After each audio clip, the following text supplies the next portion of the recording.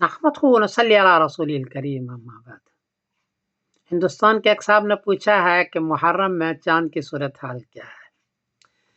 جواباً عرض ہے کہ 6 جولائی بروز سنیچر کو انڈیا میں چاند کو چاہیے 7 ڈگری، برما میں 6 ڈگری، بنگلہ دیش میں 7 ڈگری، نیپال میں 7 ڈگری، کراچی میں 7 ڈگری، پشاور میں 7 ڈگری اور ایران میں 8 ڈگری۔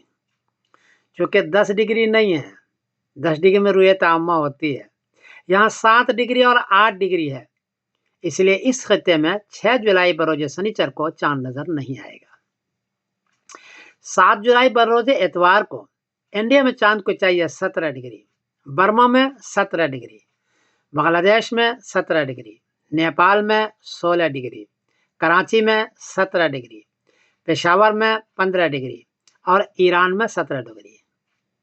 چونکہ 7 جولائی بروز اتوار کو اس خطے میں چاند 10 ڈگری سے کافی اونچا ہے، اس لیے 7 جولائی بروز اتوار کو چاند نظر آئے گا اور 8 جولائی بروز پیر کو محرم کی پہلی تاریخ ہوگی انشاءاللہ۔ اس اعتبار سے 17 جولائی بروز بدھ کو 10ویں محرم ہوگی۔ 17 جولائی بروز بدھ کو 10ویں محرم کی اس خطے میں۔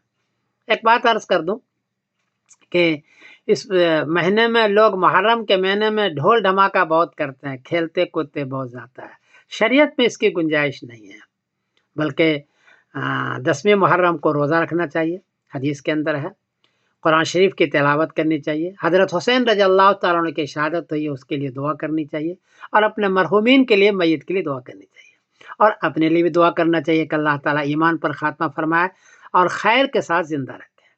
یہ کام ہے، خرافات کا کام، گانے کا یا ڈھول تاشا بجانے کا، یہ کام اس دن کا نہیں ہے، شریعت میں اس کو منع فرمایا۔